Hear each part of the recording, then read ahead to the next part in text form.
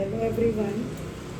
Twelfth का chapter 5 Mendelian मतलब Mendel's laws वगैरह जो चल रहे थे, principles of inheritance and variation, इसका एक टॉपिक है पोस्ट मेंडेलियन डिस्कवरीज। पहले की वीडियोस में बता चुकी हूँ कि मेंडल्स को फादर ऑफ जेनेटिक्स उनकी डेथ के बाद मिला था।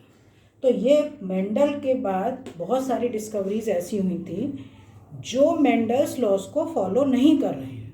तो यहाँ पर पोस्ट मेंडेलियन डिस्कवरीज में हेडिंग है gene interaction. Gene interaction, what is meaning of gene interaction? It is the modification of normal phenotypic expression of a gene due to either its alleles or other non-allelic genes।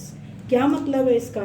जैसे अभी तक पढ़ा है कि अगर pure red flower को white से cross कराएंगे तो F1 में हाइब्रिड रेड आएगा, पर इस केस में मतलब ये जो एक्सप्रेशन होगा F1 का या F2 रेशो जो होगा वो मॉडिफाइड रेशो होगा।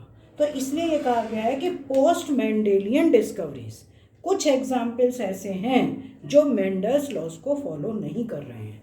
तो जीन इंटरेक्शन टू टाइप का है, इंटर एलीलिक, टू एलील्स के मिडिल में, और इंट्राजेनिक, ठीक है, और सेकंड इज इंटरजेनिक, ये इंट्राजेनिक और inter allelic, second is intergenic और नॉन एलीलिक। तो फर्स्ट है intragenic gene interaction. Intragenic gene interaction ये मोस्टली मेंडल्स के जो फर्स्ट लॉ है, मतलब सेकंड लॉ तो हमेशा जैसे कहते हैं कि ऑलवेज इंटरनेशनली ट्रू। ये भी नीट का क्वेश्चन है कि कौन सा लॉ ऐसा है जो हमेशा ही ट्रू है, तो वो आंसर होगा तुम्हारा Mendel's law of segregation, second law. अब फर्स्ट लॉ के कुछ ऐसा होता है मोनोहाइब्रिड क्रॉस में कि कुछ ऐसे एग्जाम्पल है जो मेंडल्स के फर्स्ट लॉ को फॉलो नहीं कर रहे हैं। डेफिनेशन है, in this two alleles of a gene which are present on the same locus of two homologous chromosome.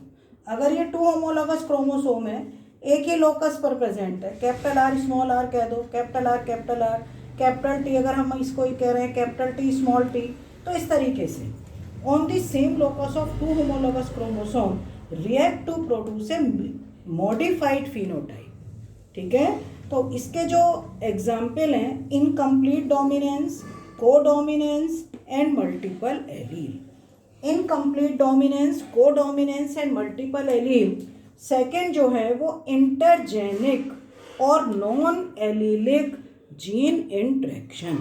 ये बच्चों को समझ में आ रहा होगा कि पोस्ट मेंडेलियन में कुछ ऐसे एग्जाम्पल हैं, जैसे मान लिया नॉर्मल एग्जाम्पल इसका F2 रेशो होगा, तो कैपिटल आर स्मॉल आर, तो इसमें 1 और ये होंगे 2, और ये अगर इसमें जीनोटाइप का हो गए तो 1,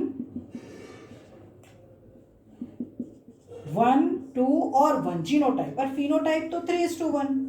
जो फिनोटाइप होगा वो तो 3:1 होगा, पर इसमें क्या होगा, इन केसेस में जो रेशो है नॉर्मल मेंडेलियन रेशो से अलग आएगा। ये डाई हाइब्रिड क्रॉस के डेविएशन है जो मेंडल्स के थर्ड लॉ को फॉलो नहीं कर रहे हैं। इन this two or more independent genes present on the same or different chromosome interact to produce a different expression. जो मेंडल्स थर्ड लॉ का रेशो आता है 9:3:1, मतलब 9:3:3:1, वो ये नहीं आएगा। इसके बहुत सारे एग्जाम्पल हैं, एपिस्टेसिस एंड हाइपोस्टेसिस। अब जैसे एपिस्टेसिस का एनसीईआरटी में इतना ज़्यादा ये डिटेल में नहीं है। एपिस्टेसिस भी टू टाइप का, डोमिनेंट एपिस्टेसिस, रिसेसिव एपिस्टेसिस। तो जो डोमिनेंट एपिस्टेसिस है 13:3, या इसके अंदर जो मान लिया रिसेसिव डोमिनेंट दो रेशो हैं 12:3:1 एंड 13:3। रिसेसिव एपिस्टेसिस या हाइपोस्टेसिस इसका जो रेशो होगा वो 9:3:4। एग्जाम्पल सबके अलग अलग हैं। Complementary gene ratio P plant में जो वाइल्ड पी है उस पर ये मतलब इन्होंने क्रॉस किया था, और उन्होंने कॉम्प्लीमेंट्री जीन का रेशो 9:7, जबकि मेंडल का 9:3:3:1 है थर्ड लॉ का।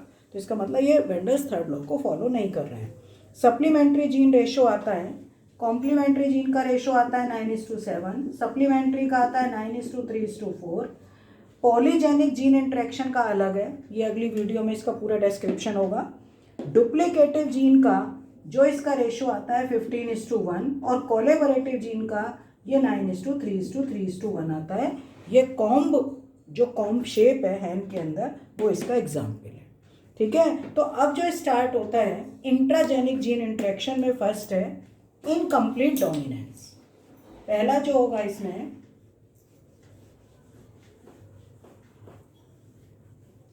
फर्स्ट है इनकम्प्लीट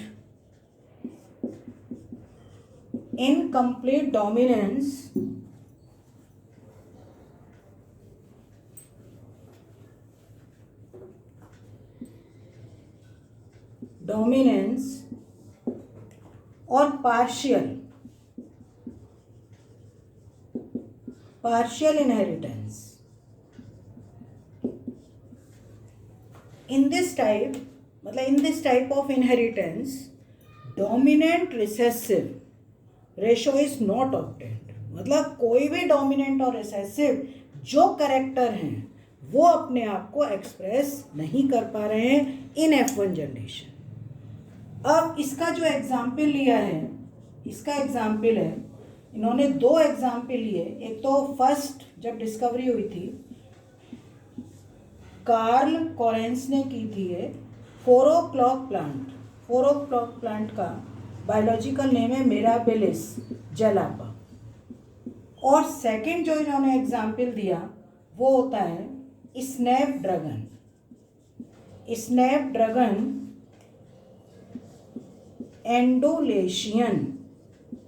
एंडोलेशियन फाउल। स्नैपड्रैगन कॉमन इसको डॉग फ्लावर भी बोलते हैं। दोनों के केस में क्या है कि जो पी जनरेशन पेरेंटल जनरेशन को अगर हम लें रेड फ्लावर और इसका क्रॉस कराएंगे वाइट से, वाइट फ्लावर, तो red capital R small R इसके गैमेट्स, ये पी जनरेशन गैमेट्स, यहाँ जो फॉर्म होंगे ये गैमेट्स कैपिटल आर, इसके होंगे स्मॉल आर, ये स्मॉल आर। जब F1 निकालोगे कैपिटल आर स्मॉल आर, तो अगर मेंडल का रेशो होता तो ये होता 100% हाइब्रिड।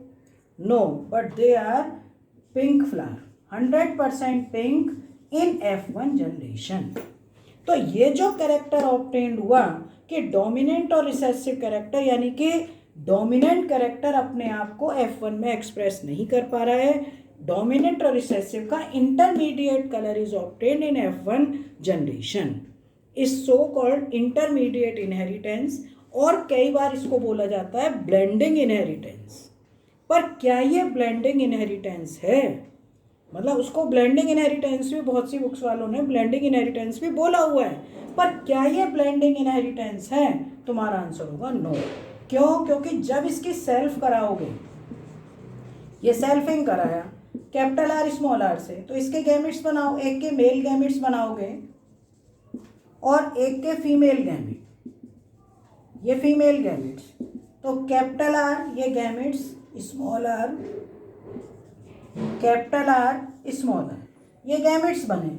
तो जब ये गैमेट्स बनेंगे और नेक्स्ट जनरेशन में इसका पनेट स्क्वायर बनाओगे F2 जनरेशन का,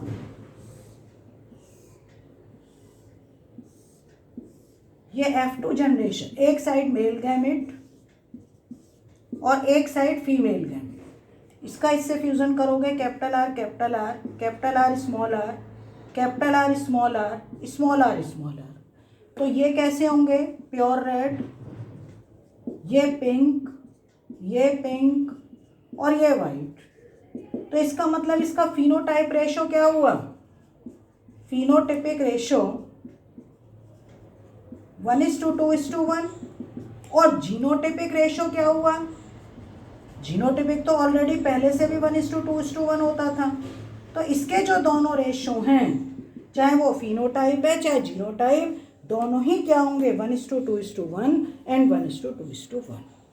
तो इसका मतलब ये है कि इसमें जो कैरेक्टर्स हैं, इसमें जो रेशो हैं, वो नॉर्मल रेशो से मॉडिफाइड हो गए, इसलिए ये कहलाता है पोस्ट मेंडेलियन डिस्कवरीज। अब इसके एक्सप्लेनेशन क्या है, मतलब इन्होंने कहा कि किस तरीके से है ये। इसकी एक्सप्लेनेशन में अगर हम इसकी एक्सप्लेनेशन दें, एक्सप्लेनेशन, तो एक्सप्लेनेशन में क्या होता है कि जो कैपिटल आर जीन है, मतलब डोमिनेंट जीन है, वो एक एंजाइम प्रोड्यूस करती है। Capital are gene produce an enzyme responsible for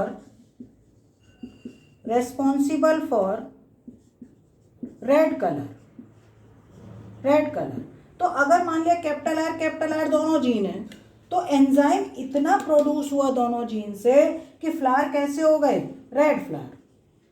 अब मान लिया मैं तुमसे कहूं कि कैपिटल आर स्मॉल आर है, तो कैपिटल आर ने तो एंजाइम प्रोड्यूस किया, पर स्मॉल आर तो रिसेसिव कैरेक्टर है, इसने तो कोई एंजाइम प्रोड्यूस नहीं किया। तो यहाँ पर जो कलर होगा वो प्योर रेड नहीं हो पाएगा, क्या होगा, पिंक कलर। और जहाँ दोनों स्मॉल आर आ गए, तो जब ये दोनों स्मॉल आर आएंगे तो they do not produce any enzyme, और जब कोई एंजाइम प्रोड्यूस नहीं हुआ तो इसका कलर आएगा ही नहीं, अपीयर ही नहीं होगा। तो ये कैसे होंगे, वाइट। ये इसकी एक्सप्लेनेशन जो एनसीईआरटी में डाली हुई है बात के, उसमें वो एक्सप्लेनेशन को तुम्हें ये देना है कि कैपिटल आर जीन ये रेस्पॉन्सिबल होती है किसी एंजाइम को प्रोड्यूस करने के लिए, और एंजाइम प्रोड्यूस होगा तो उससे कलर अपीयर होगा।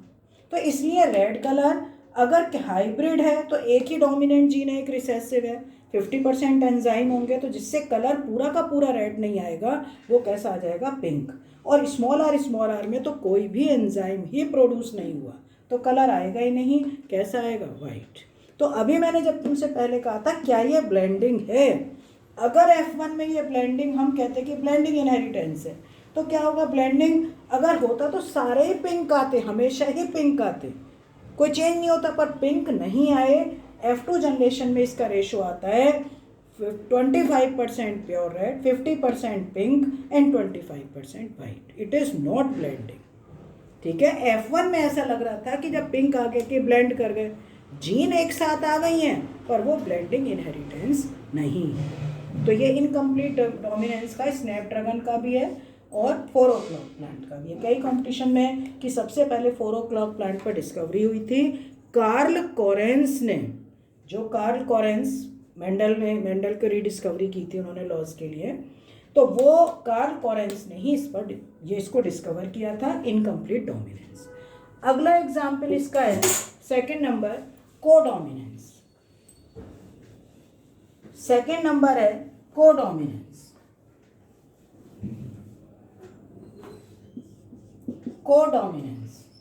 अब कोडोमिनेंस में देखो, को मीन्स साथ साथ, कि इसमें डोमिनेंट रिसेसिव कैरेक्टर कुछ नहीं है, मतलब कोई नहीं है। इसमें बोथ दोनों ही जीन्स जो होती हैं, चाहे वो डोमिनेंट है रिसेसिव है, बोथ एक्सप्रेस देमसेल्व्स इन F1 जनरेशन। दोनों ही जीन अपने को एक्सप्रेस कर रही हैं। तो इसमें कोडोमिनेंस में बहुत सारे एग्जाम्पल हैं। सबसे पहले एक जो एनसीईआरटी में दे रखा है, AB blood group inheritance. AB blood group inheritance, देखो AB ब्लड ग्रुप इनहेरिटेंस का मतलब ये है कि जो ब्लड ग्रुप है, ब्लड ग्रुप को डिस्कवर किया था A, B and O, blood group को डिस्कवर किया था कार्ल लैंड स्टीनर ने। और इन्होंने ये बताया कि ब्लड ग्रुप के लिए जो जीन्स होती हैं, वो जीन्स रेस्पॉन्सिबल जीन्स जो होती हैं IA, IB, स्मॉल आई, ये इसकी जीन है। और कोई भी तुम्हें मालूम है कि जीन होंगी वो एलीलिक पेयर में होती हैं, तो A ब्लड ग्रुप की IA और IAI हो सकती है, क्योंकि अगर ये डोमिनेंट होमोजाइगस कंडीशन में है तो IAI है, और अगर हेट्रोजाइगस कंडीशन में है तो IAI। इसका मतलब यहाँ पर इन्होंने इस तरीके से एक्सप्लेन कर रखा है कि अगर A ब्लड ग्रुप है, A ब्लड ग्रुप एक ग्लाइकोप्रोटीन, मतलब A ग्लाइकोप्रोटीन प्रोड्यूस करता है, ग्लाइकोप्रोटीन जो आरबीसीज के